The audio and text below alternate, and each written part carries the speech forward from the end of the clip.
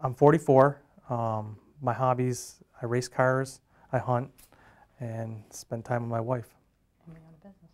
And we own a business, Rutland Music, pool tables, jukeboxes, video games, stuff like that for the bars and restaurants and bowling alleys and things like that. Basically, I went to work like every other day, and I started doing my daily routine, and partway through the day, I started having chest pains, cold sweats. I kept on doing what I normally do, thinking that was indigestion or whatever. And, later on in the day, our employee came back. He says to me, he says, "You don't look good. You should call your wife." And so I called her, and she came down and got me, and we went to the hospital, which is about a mile away. And I said to her, I said, "Well, I'm sitting in the chair. How ridiculous? This is probably indigestion. What's our deductible?" And then all hell broke loose. That's all I remember after that. After that was when I woke up in the hospital 10 days later. So when we got to the hospital, I said my husband was having chest pains. They immediately hooked him right up and then did an EKG. And I could tell by their faces that it was something more. And they had asked him, then the chest pains had subsided, so they left us alone. And he literally flatlined. His eyes rolled back, and I screamed hysterically, and probably 15 people came running. And I was in the room when they started CPR.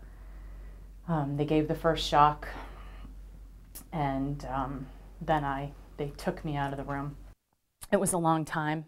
The doctors were in and out telling me that they didn't think Ed was going to make it. And they had already shocked him like 5 times at this point.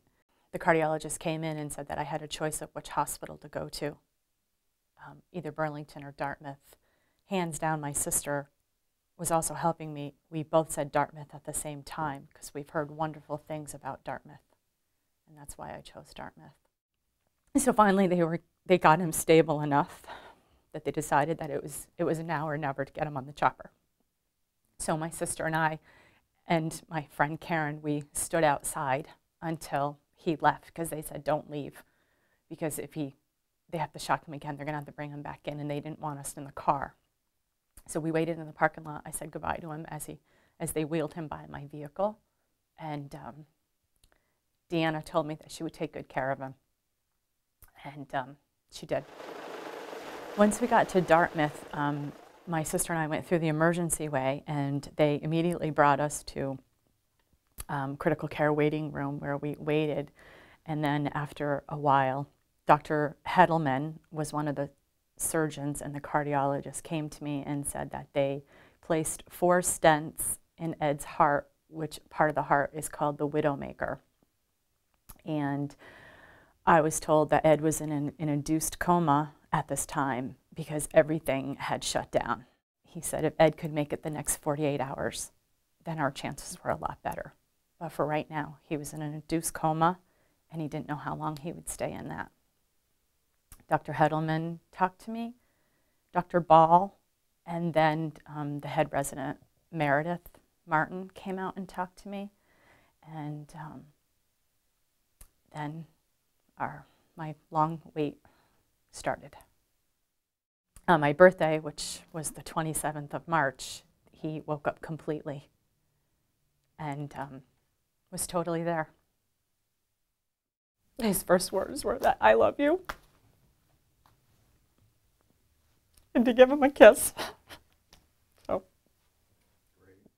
I still thought it was March 17th when this all happened, and the first thing I thought of was I wanted to kiss her, and I always tell her, "Have I told you I love you today?" And that's what I said to her. The care at Dartmouth was amazing.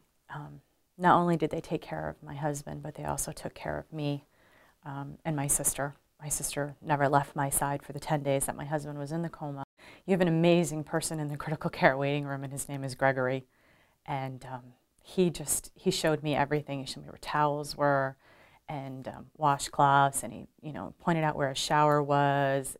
And Gregory checked on me every day, and I had lunch with him a couple times when I was by myself, and he had lunch with my dad and I, and everybody in the critical care just went above and beyond to make sure. I knew that they were taking good care of Ed, but they kept checking on me because it's very hard on the spouse.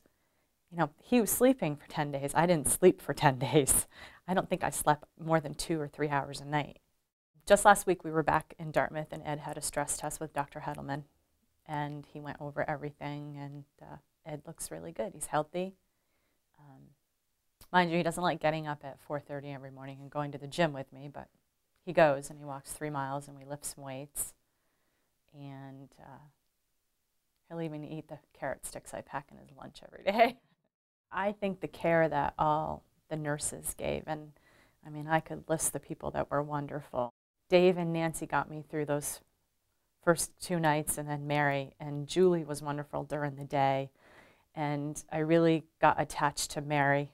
I knew at night that he was in good hands and that she would come get me. Singing Sadie. And yeah, and then we had the singing nurse Sadie that, and we've stayed in contact with a couple of the nurses, Sadie and another nurse, Nancy, who's wonderful. They explained everything to us. Even after I came out, they explained everything that they were doing, why they were doing it, why things needed to be done. They said to me that I should outlive my wife, and hopefully it doesn't happen, but they said if we eat right, exercise like we're supposed to, take our medicine, should live a normal life. I use the term we went through everything because we did both go through it. I was sleeping for a lot of it, but she is the one that had to go through everything tenfold what I did, because I never felt any pain whatsoever. We support each other on everything, and when you go through something like this, even if you already have a relationship, this draws you stronger and closer together, and this has. It's unfortunate that we had to go through this. All good comes from something that happens like this. It was a nightmare, but if it had to be someplace, I was glad that we were at Dartmouth.